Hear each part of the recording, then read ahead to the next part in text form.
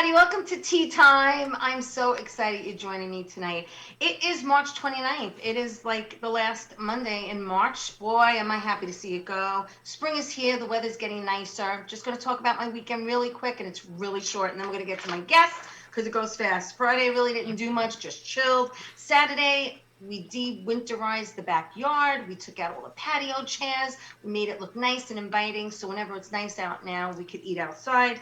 And Sunday was laundry day. It wasn't much to write home about. And I'm actually getting my first COVID shot tomorrow. Either you have to be, I have a pre-existing condition. Okay, I'm so excited that I have a blood disorder, a genetic blood disorder. Woohoo! I could get the shot now.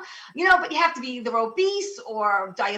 And I am excited that I have now a genetic blood disorder and I could get the shot tomorrow. So I'm a little excited and nervous at the same time. We'll see how that goes. That's it. Let's get to my guest. Thank you, Bruno, for joining us. Everyone, please like the show. Please share it.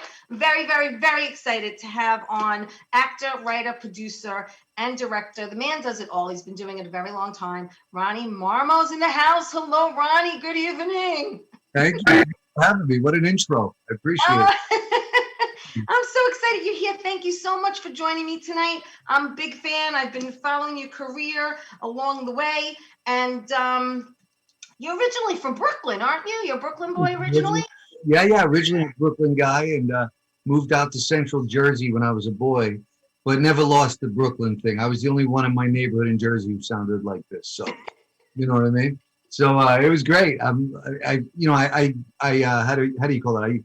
I claim both of them equally. I'm a New York guy. Right. So where did you go to high school in Jersey? Where'd you go to high school? I was busy. I wasn't able to make high school. I was very busy. I had other things going on.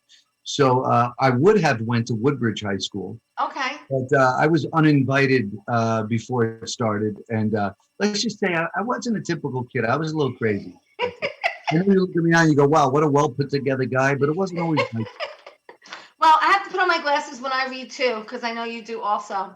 Makes me look very, very, very studious now. But I have to say,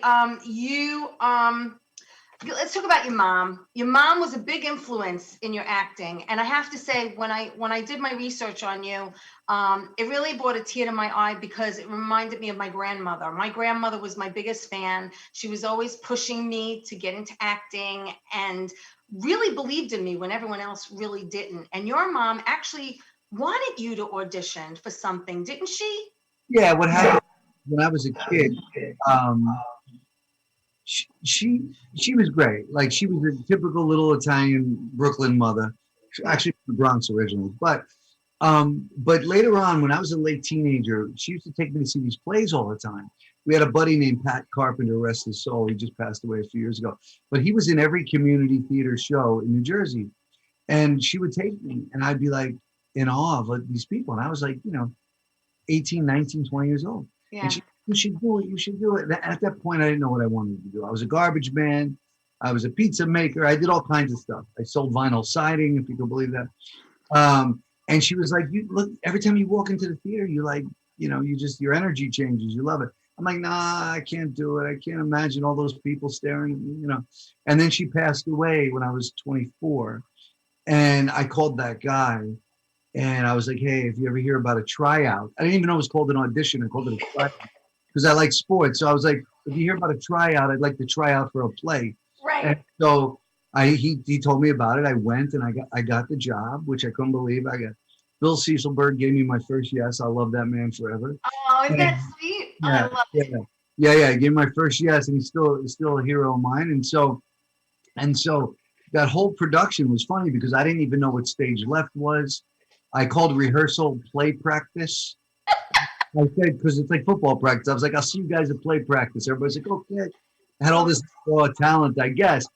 But I did it and I loved it. And literally opening night, I walked on stage and it was a sold out house. And the thing happened, the magic happened. And I said, oh my God, I know what I'm going to do with the rest of my life. And there's nothing like a live audience. Nothing. Yeah, it changed everything. And I said, even if I have to work some job for 8 hours a day, I know what I'm going to do with the rest of the day. I loved it. Yeah. And I fell in love with it. And it kind of, not to get too sappy, but it took my mother passing away for me to kind of have the courage to do it because I was like, well, what am I waiting for? I do Yeah, want.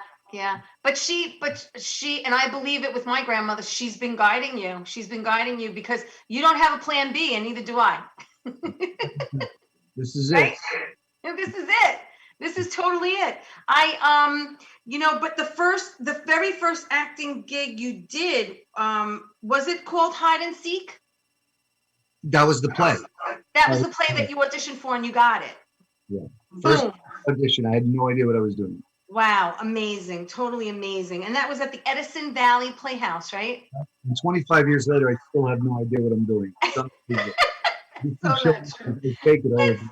that's so not true. All right. So then you get the lead in an Italian American reconciliation, and also Lusting After Peppino's Wife, right? Those two plays changed my whole life because then I was the lead in these two plays, and it was a community theater, a different theater, the Villagers Playhouse in Somerset, New Jersey, and I was like, oh my God, I just love the whole process. I fell in love with theater, and that's when I knew I wanted to do it professionally. You know. Right. And you Yeah. also, if I'm correct, again, my fun facts, you were recognized for both plays by the New Jersey Act, with awards for Outstanding Lead Male Actor. Boy, that is like cloud nine to me. And you also won a Cable Ace Award in 1997 as host slash producer of a documentary of the year. And then you joined, this is great. You joined the Broadway National Touring Company, and Broadway you did, as Tony in Tony and Tina's Wedding, where you got married 8 times a week for a year. And I'm Well, thinking, was that a dream or a nightmare for you? it was like every wedding I ever went to growing up. That was my family. But it's actually the facts are a little shaky. What happened was I went to Philadelphia first, and I spent 9 months there, and I played every role, including Tony. And then when I got the national tour after Right. Philly, I was making $35 a show in Philadelphia, commuting 2 hours each way. I was so happy. I thought I made it, you know. And Yeah. then after that, I got the national tour, and I was the Tony understudy. Went on often, but played Barry, and it was awesome. It was that show changed my life, you know. Changed. Again, just to be in front of a live audience. I mean, there's a show in Manhattan called Murdered by the Mob. I don't know if you're familiar with it. It's been running for, I think, over 40 years, 30 years. It's been, and two of my friends are in it, and they needed an understudy. And I think I had to learn everything within 3 days. And just most of it, because I do stand-up comedy as well, most of it was really improv for me. But there's nothing like flying by the seat of your pants in front of a live audience. Right. Well, you know, Tony and Tina's Nancy Casaro was one of the co-creators and writers, and she, I think, immersive theater like that changed theater as we know it. I mean, you're married to whatever it's called, the Mob Show, all those shows. Yeah. So many have come after Tony and Tina's. They were like the godfather of this, you know, kind of genre, this interactive theater. I knew you did stand-up comedy. My girlfriend said, "Oh, I think she did. I saw her do stand-up." So I don't know if she told me that just before I came on. And then, okay, so in 1985, you decide to drive your Toyota Tercel to Hollywood. Mhm. And what did you do when you got there? Like, did you know anybody? Did you crash with anybody? What did you do? I had a friend called Vanessa Marcel. She played Brenda on General Hospital. If you watch General Hospital. Yes, a big fan since the 80s. Oh, so you know Brenda. Yes. She and I were very close, and I was in Houston when I left the tour, and she said, well, "Why don't you just come out here, live with me? Come take a crack out here." So I did. I drove in my Tercel all the way with no floor. My Tercel, you could see the earth. There was no floor, and it was a stick shift. It was really, That was 71 Dodge Dart, had no it floorboard. was a long drive, I'll tell you that. And my clutch blew out in El Paso. That's another story. I was there for a week. Wow. El Paso's not even the United States. It was scary. I almost got killed there. Oh my God. Anyway, not to insult El Paso. I'm sorry. It was just a tough week. Uh, I ended up coming out. Vanessa, you know, hosted me in her home for, I guess, a year or so. And it Wow. was wonderful. I got my SAG card on 90210. She was on 90210 at that time, Yeah. the old one. And so, yeah, I just lived there and, you know, started pursuing this thing and been very blessed. I haven't had an actual job out of show business since the Macaroni Grill in the summer of '96, I think. Wow, wow. Well, Um, that's every actor's dream, is to be a working actor, just to continually just be, you know, just continue working over the years, that's and love what you do. I mean, that's like what most of us want. Listen, when you're younger and you dream of fame and fortune, and then when you grow up and you mature and you realize this is really what I want to do, and I just want to do the work. I just want to work because I had saw an interview. I actually, and they, it was someone's dream job, acting on it, and they were like, you're paying me, I want to pay you. I mean, you know what I mean? It's like, that's how bad we all want it. when I got national court of Tony Venus, they gave me $800 a week. I could not believe it. I was like, "You're giving me $800 to act? I would have done this for nothing." I know that like, are you kidding me? Nowadays, I have other responsibilities, so I appreciate the money, but it's not lost on me how blessed we are. I mean, It's true. It's true. there's I remember now. It was Leslie Odom. Leslie Odom couldn't believe that they were going to pay him to be in, on Broadway. I mean, it just like blew his mind that they wanted to send him an Amtrak ticket from Philly to New York, and they said, no, no. He said, no, you don't need to pay for anything. My parents could drive me. it's interesting. The thing though is, like, if any young actors are here, what kind of helped me really is that I became someone who taught myself how to direct, taught myself how to write. I produce all the time. I've produced 110 plays and 12 films. So, like, I do all those things because I wanted to make a living in show business. I love storytelling, and I didn't want to be I taught my daughter. I said, don't be the actor waiting on the breadline for a job. Be the one who gives out the jobs. Be the producer. Be the director. So I made sure that I, completely learned how to do all those things fairly well, hopefully. And as a result, I'm able to, when I'm not acting a lot, I'll direct something or I'll produce something. Right, right. But you're always doing something, which is a blessing. And that's the whole thing is, we all were trying to stay relevant during this Corona thing. And that's when a lot of people were writing and just putting all their efforts into something creative, just something, because you're right, you can't wait on the sidelines and wait for something to happen. You really have to make something happen for yourself. They don't pick guys like me and you. They're not going to pick us. You got to step out of line and do your own thing. They're just not going to pick us. So go give them a reason to pick you. Go do your thing and bring them to you. One of my greatest accomplishments is Theater 68, my theater company. And to me, it's like I have like 60 beautiful artists on both coasts, New York and LA. And to provide opportunities for them and to create an environment like that, to me, that's the biggest, like, it's amazing. So I've tried to just stay very active in show business and also try to get good at all aspects of it. Right. Mhm. Wear obviously more than one hat. Acting, writing, producing, directing. That's the secret. That's the secret. Well, listen, we're going to take a quick commercial break. Everyone, hello, Pasquale. ¿Cómo stai? Thank you, everyone, for watching. I appreciate you tuning in. We're going to take a quick commercial break. Don't go away. We'll be right back. More with Ronnie Marmo.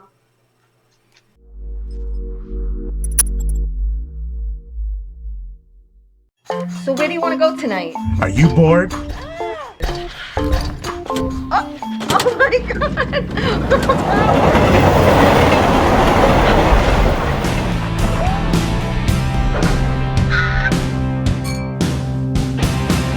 Hold on tight. We're going to Coasters. Coasters Tavern is located at 487 Newbridge Road in East Meadow. Their number's 516-557-2222. Kristen Tinsley is the divine comedian, tarot reads, and spiritual medium. Please subscribe to her YouTube channel, The Divine Comedian. That's DIVINE, Comedian, FEMEDIAN. Check it out and let her tell you what your future holds. Val's Crafty Creations. Are you looking for something personalized? She's the one to do it. She's on Facebook, Instagram, Twitter, Pinterest. Check it out, Val's Crafty Creations, from t-shirts, stemware, houseware. She does it all for any occasion. Val's Crafty Creations. Well, hi there, Teresa. It's John York from General Hospital. I am just checking in because apparently you have a great talk show called Tea Time on Strong Island TV. I want you to have continued great success and have a lot of fun. It sounds like you're having a lot of fun, and that's pretty much the key to everything, isn't it? So continued success. I'm proud of you. Have a great day, Teresa. Bye.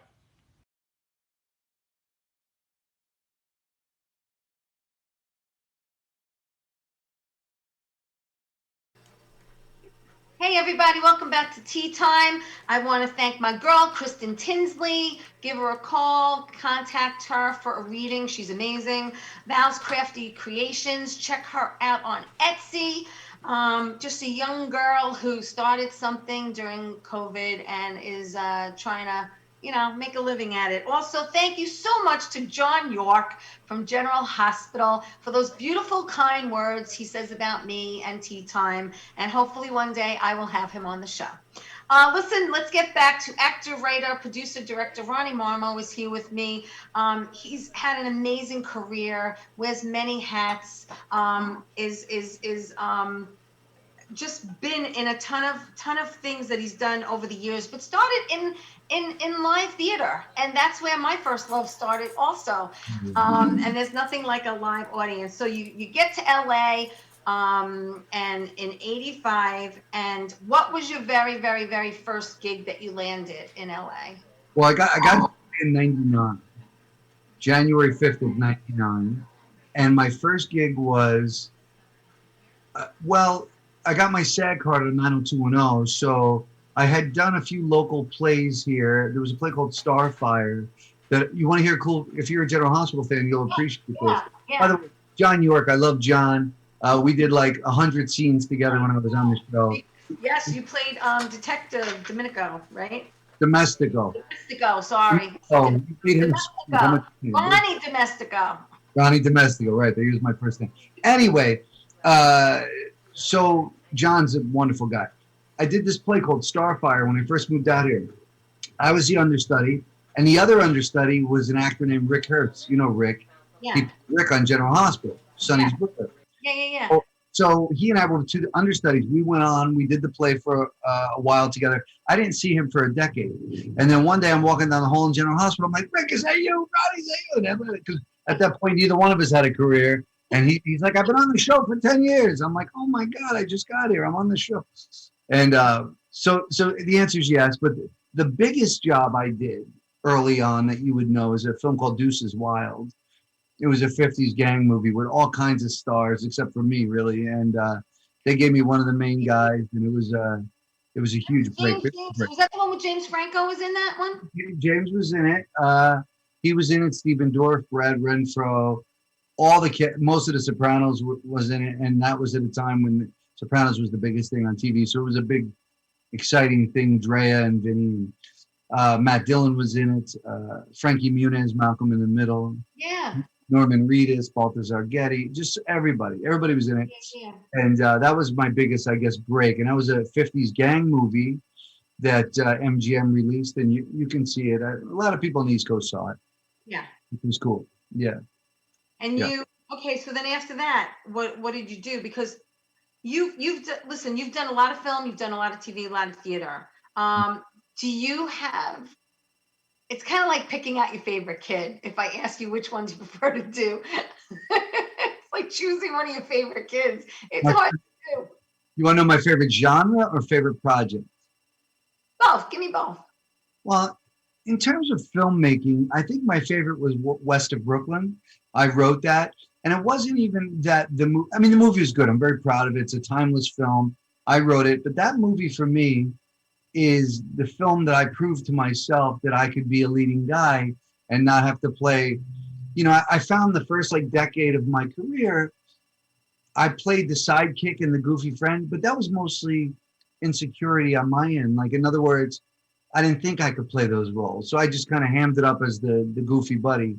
Right. So that was like a coming out party for me proving to myself I can do it. So west of Brooklyn's important, but I've got so many projects over the years that I'm so blessed. I mean, I've done everything so far I wanted to do. West of Brooklyn, was that the first time you ever worked with Joe? That's how I met Joe Montaigne, my beautiful director, my mentor. Yes, yeah. The And guy- you also on Criminal Minds with him later on. I did a great Criminal Minds. But with Joe, you know, for any young actors watching, this is a piece of advice. What I did was Joe Montaigne was one of my favorite actors. And so I loved him. He was Italian American and how he navigated his career. And he's just smart. And so I wrote him a letter and I sent it to a P.O. box. I didn't know if he'd even get it. Yeah. And I sent a letter with my script and I said, would you consider giving, you know, this, I was like 27, would you, you know, give this kid a shot maybe? And I love you, blah, blah, blah. And he called me like 2 days later. He said, I read your script and I'd like to have lunch with you. And you know, that was, I don't know, 17 years ago, 15 Wow, years. that's amazing. That's Yeah.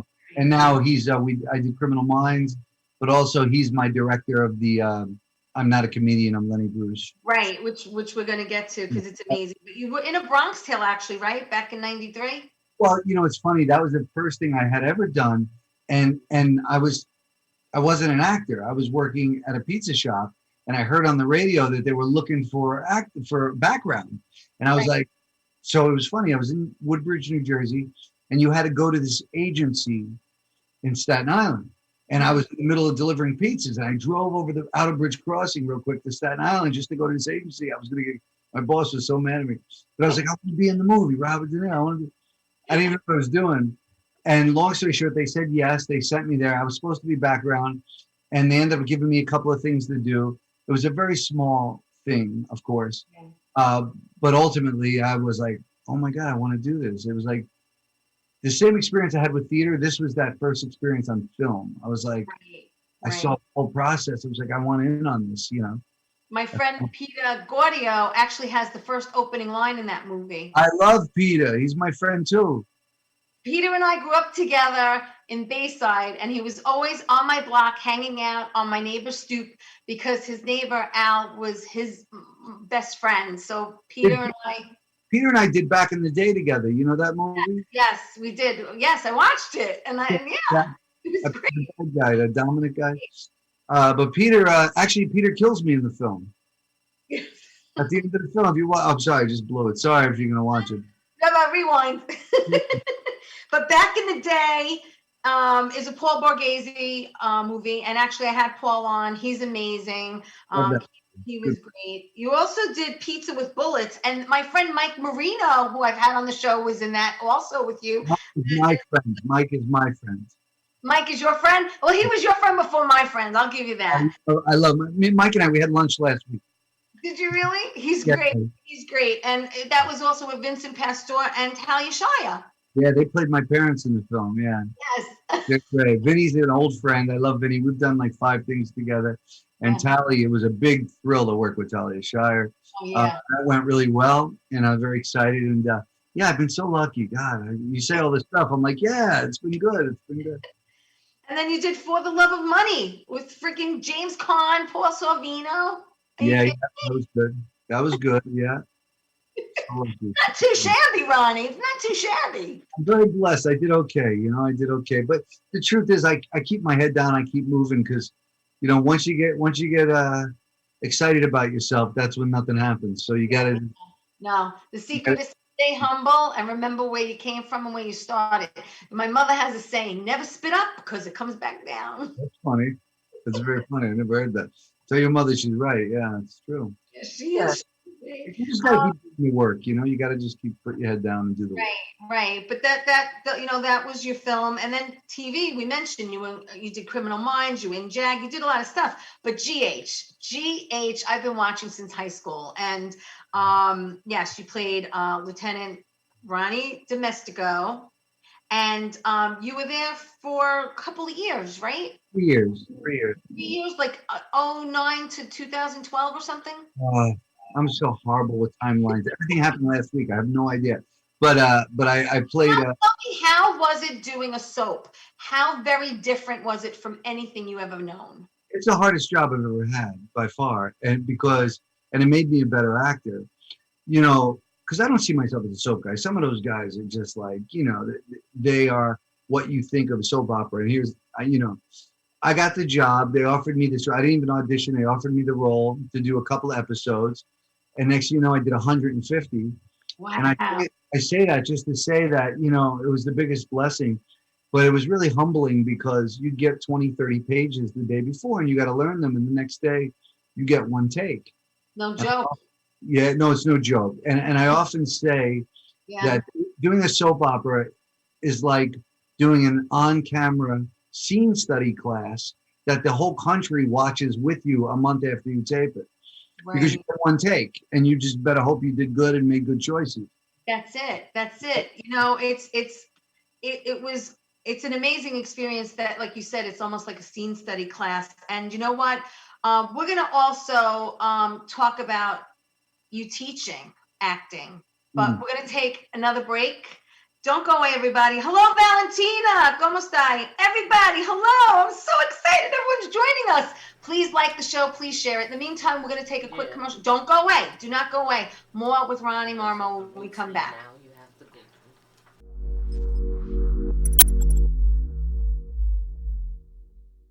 So where do you want to go tonight? Why don't we go to Coasters? Oh, cool. I heard it's a great place. Let's check it out. Yeah, definitely. All right. Oh my God.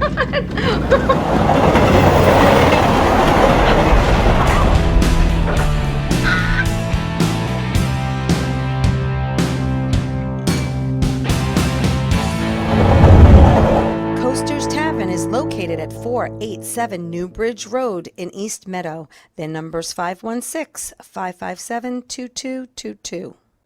Kristen Tinsley is the divine comedian, tarot reads, and spiritual medium. Please subscribe to her YouTube channel, The Divine Comedian. That's D-I-V-I-N-E, Comedian, F-E-M-E-D-I-A-N. Check it out and let her tell you what your future holds. Val's Crafty Creations. Are you looking for something personalized? She's the one to do it. She's on Facebook, Instagram, Twitter, Pinterest. Check it out. Val's Crafty Creations. From t-shirts, stemware, houseware. She does it all for any occasion. Val's Crafty Creations. How you doing? It's Sal the Voice Valentinetti. Why are you watching me? You should be watching Teresa Canastraci Tea Time with Teresa Canastraci Farrell. And make sure you follow Teresa on Facebook, Tea Time with Teresa Canastraci Farrell. We'll see you there. I love the way you say my name. I love it.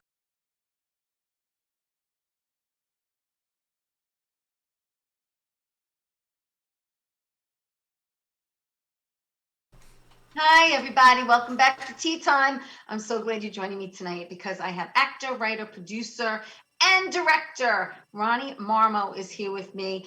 He's had an amazing career.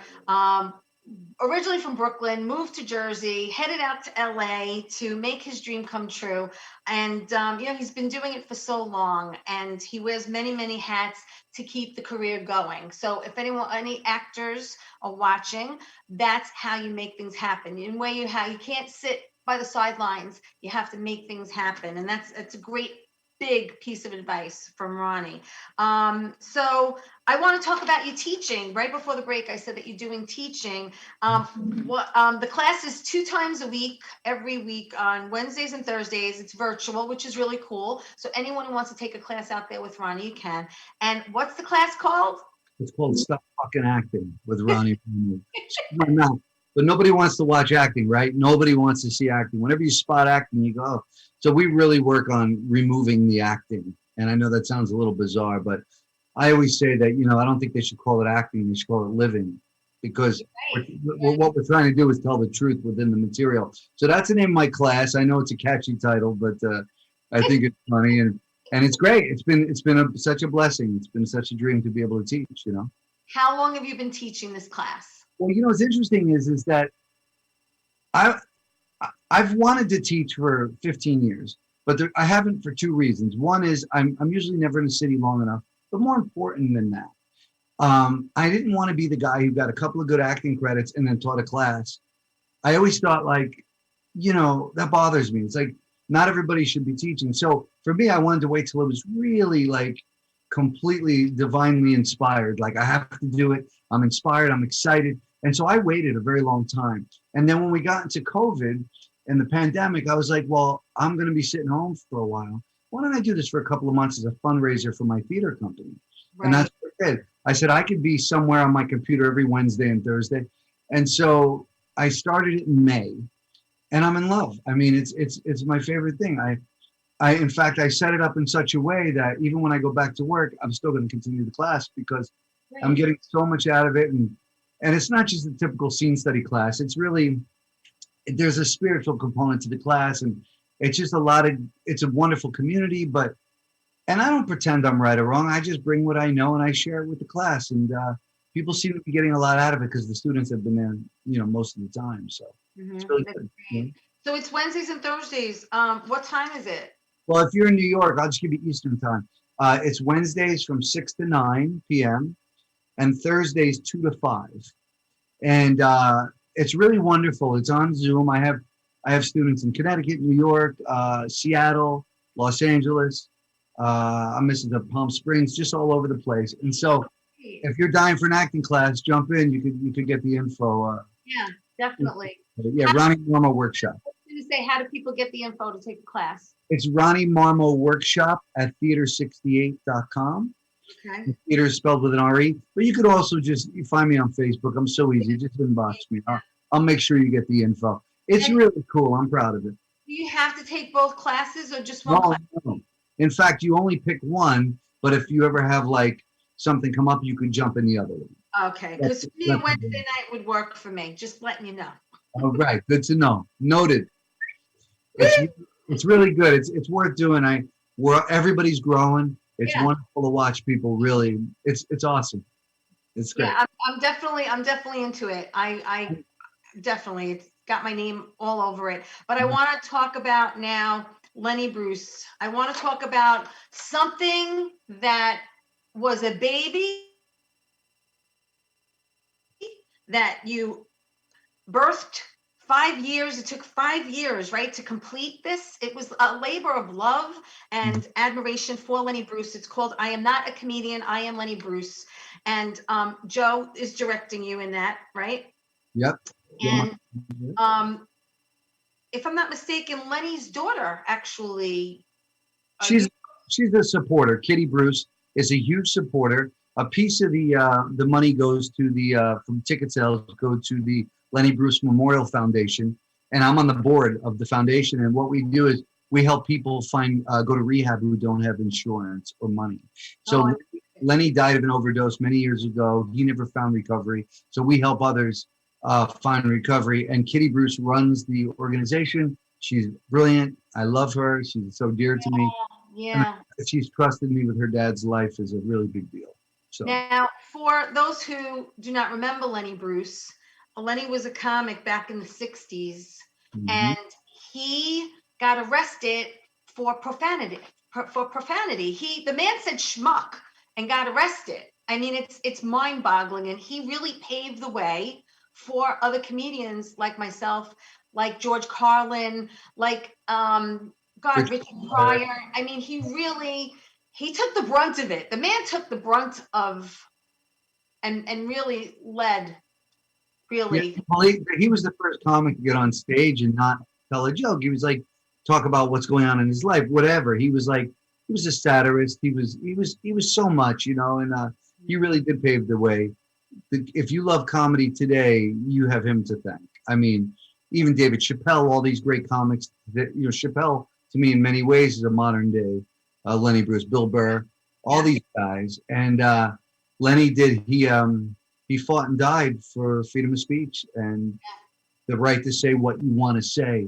And he was very funny, but he made you think, and he was brilliant. And so if you watch The Marvelous Mrs. Maisel, they have a Lenny Bruce character on the show. Yes, they do. Yeah, and so I'm grateful to them for getting Lenny's name out even more. But my show is really gritty and really, I start the play I start to play dead naked on the toilet, and it doesn't let up for 90 minutes. That tells you. There's nudity, Ronnie. I was wondering what kind of nudity there was. Well, apparently, if you sit house right in the front row, mystery's over. That's what I've been told. Oh my God, Madonna me. All right, listen. So, what made you decide Lenny Bruce? What made you choose him as a subject and then write and write and write and then go on stage and really become Lenny Bruce? Well, you know, a guy named Charlie Brill. He's an old comic. Well, I don't want to say old comic. He'll kill me if he sees this. He's a comic who's been doing it a long time. Yeah, Charlie Brill and Mitzi McCall are a comedy team. Charlie is a friend of mine, and he came to me one day and said, "You know who Lenny Bruce was?" And I said, "Yeah, a little bit. I mean, George Carlin is more my era, but."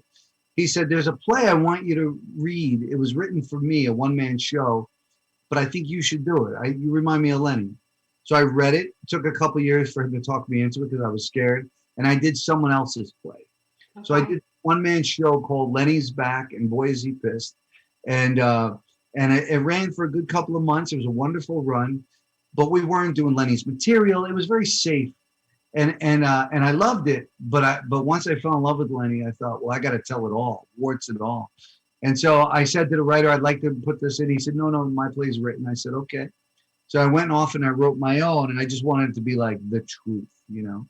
Right. And that play was like an introduction to Lenny, and I fell in love with Lenny and his struggles, and so I set off to write my own, and that's what happened, you know. And it premiered. Where did it premiere? In Los Angeles 3 years ago. Right. And we've done 130 performances in LA, 100 in New York off Broadway, Wow. and 5 in Chicago, and going back to Chicago in the fall. So. Yes, yeah, you're supposed to be going back to Chicago, and you're going to let me know when you come back to New York with it because I want to see it.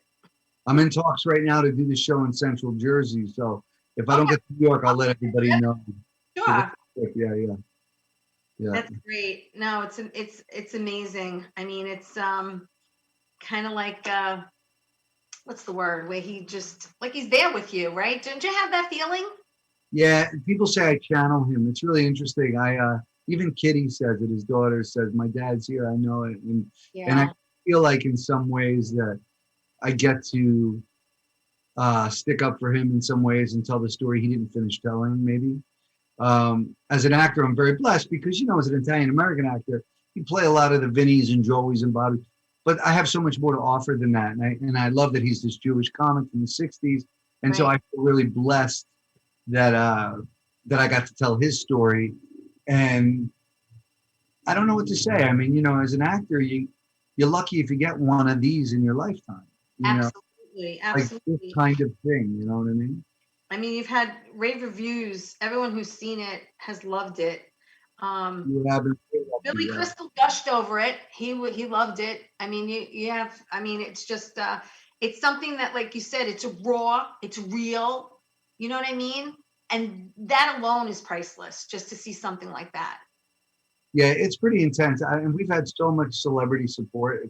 It's embarrassing the riches we've had with like people's, people have felt strongly about the show, most positive. So it's really come to you and say it's about time. All the time. I mean, I hear people say we need Lenny's voice now more than ever. Oh, absolutely. You know what's interesting though? I have to tell you, Lenny. See if this makes sense. The people Lenny was defending in the 60s are the same people today that I have to explain him to. It's reversed. Yeah. It's the weirdest thing. The people that Lenny was like sticking up for are the people now who have a problem with some of the material I do in the show. Yes. So I'm like, you understand? It's opposite of what it was. Yeah. Well, as a comedian, we don't want to be censored, and we want to be able to listen. You're going to a comedy show. That means it's comedy. It means we're trying to make you laugh. We don't do anything maliciously. And sometimes people like comedy's subjective. You know, I could tell a joke to an 8:00 show and it'll go over, and then I could tell a joke to a 9:30 show and I won't get a laugh. It's different every time. But the thing is that, you know, we live in a sensitive society right now, and, you know, I feel like some comics feel like we're walking on eggshells sometimes. Yeah, Where other comics tell me I don't give two craps. I mean, I'm going to talk about whatever I want to talk about. And if I offend someone, I do. And if I don't, I don't. And, you have, two sides to the spectrum. I've had people walk out of my show in the middle of it and say, and they walk out. And if I see them out in character, I put the lights on in character and I say, hey, where you Call going? them out. You call them out. Oh yeah. And not because they don't have the right to walk out. You know what really upsets me? It's not about people's opinions. It's a closed mind that upsets me. Right. Like I don't like when people think it's my way or the highway. I mean, I certainly have very strong views about certain things. I'm sure a few things your listeners would probably not want to hear about. But people who close their mind off right away, it's like, well, that's discouraging. It's like, have a conversation, have a hard conversation, Absolutely. I totally agree with you.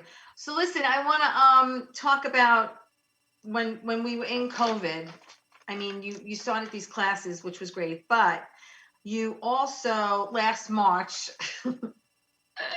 started doing videos on Facebook, and it was called A Bachelor's Guide to Domestication, and with Ronnie Marmo. And I watched some of them last night, and I almost wet myself.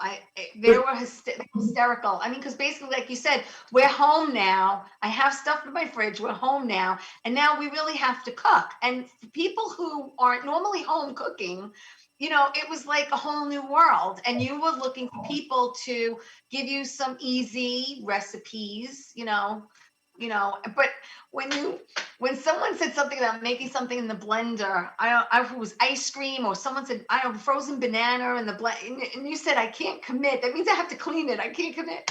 It was just, I couldn't breathe. It was hysterical. And then you did with opening day. We had no baseball last March. You have an official Yankee seat chair from the stadium, the first stadium, not the first stadium that actually someone from 90210 gave that to you, right? And my friend Brian.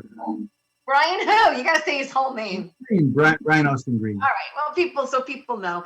And it's on wheels, and you're making it go up and down because it's on hydraulic. And I was like, this is the coolest thing ever.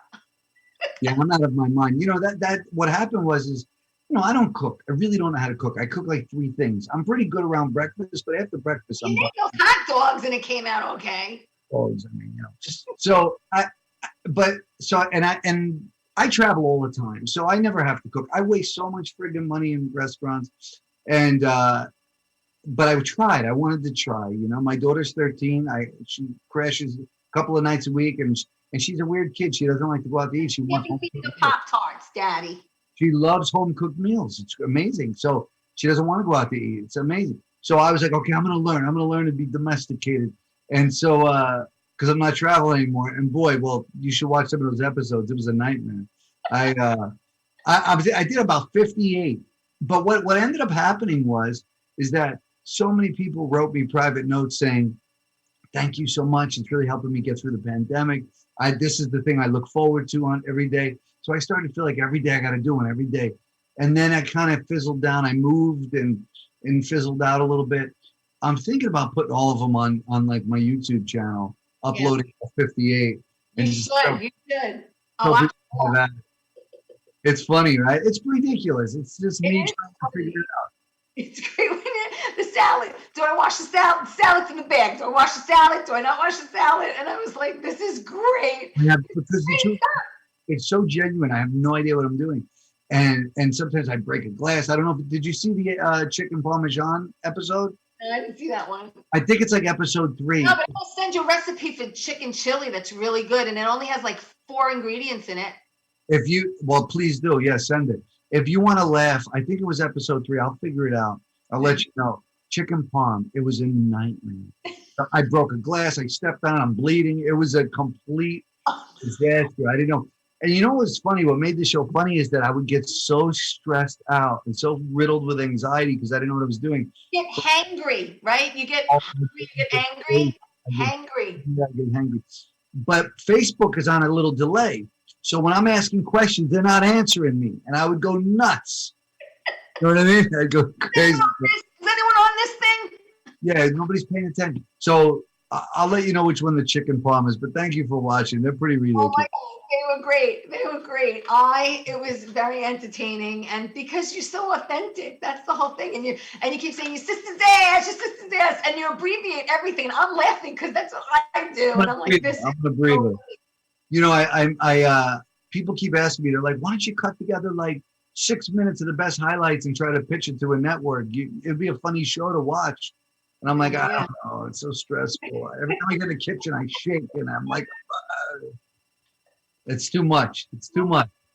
It's great. All right, listen, I'm going to take our last quick commercial break. Thank you, everyone, for watching. Love all of you. So don't go away. More with Ronnie Marmo when we come back.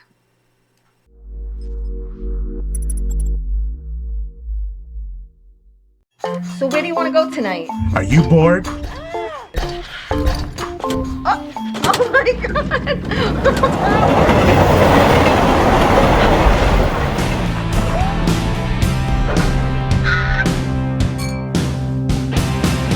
Hold on tight.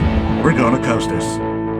Coasters Tavern is located at 487 New Bridge Road in East Meadow. Their number's 516-557-2222. Kristen Tinsley is the Divine Comedian, tarot reads, and spiritual medium. Please subscribe to her YouTube channel, The Divine Comedian. That's D-I-V-I-N-E, Comedian, F-E-M-E-D-I-A-N. Check it out and let her tell you what your future holds. Val's Crafty Creations. Are you looking for something personalized? She's the one to do it. She's on Facebook, Instagram, Twitter, Pinterest. Check it out. Val's Crafty Creations. From t-shirts, stemware, houseware. She does it all for any occasion. Val's Crafty Creations.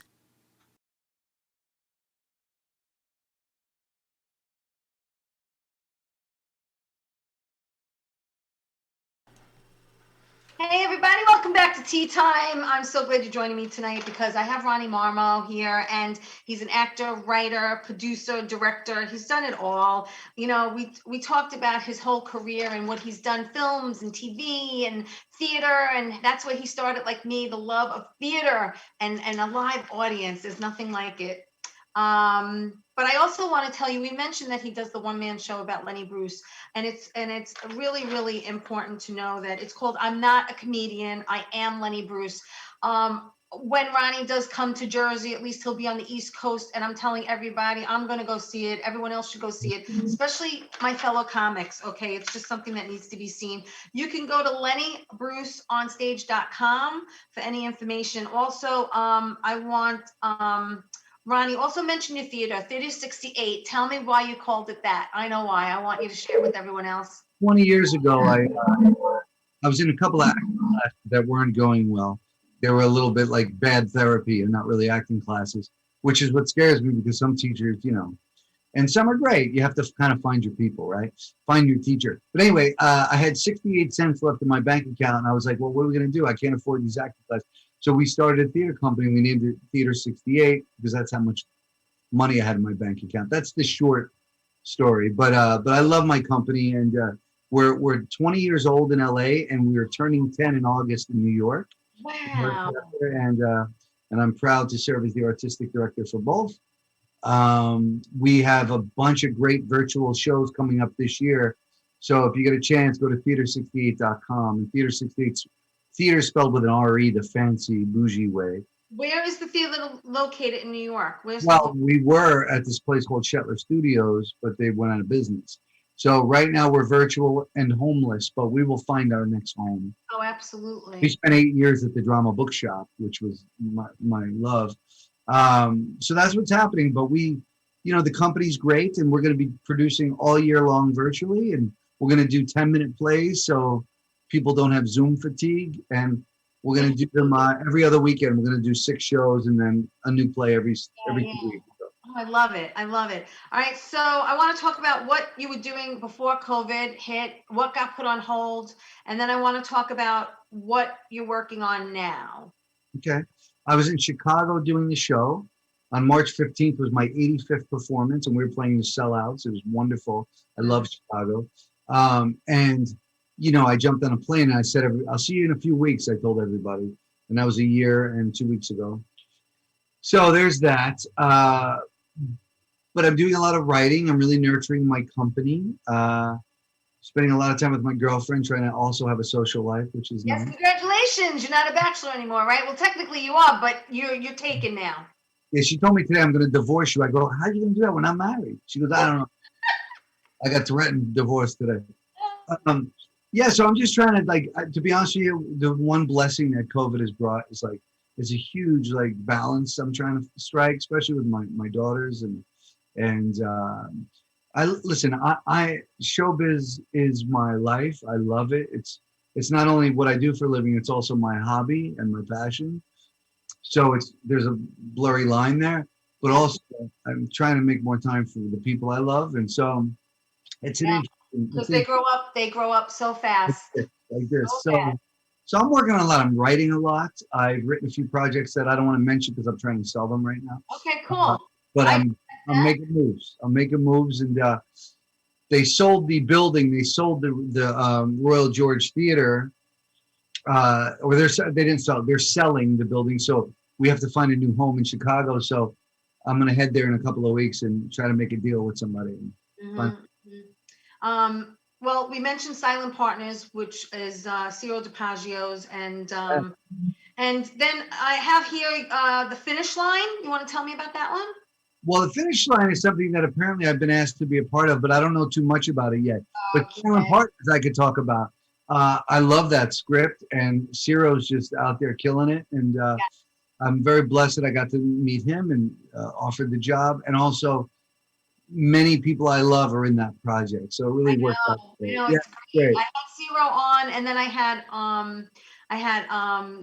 Dave on, Icavetti. I'm sure you met Dave. I love Dave. Yeah, you kidding? Yeah, I had Dave on too. We were talking about his book and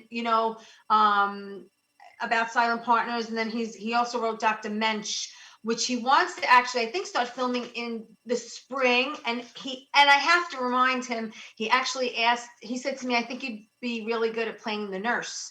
So I have to remind him, he said that to me. Yeah, remind him, remember when you were going to give me a job, now's the time. Tell him that, yeah. Absolutely. And then there's something called Gold 57.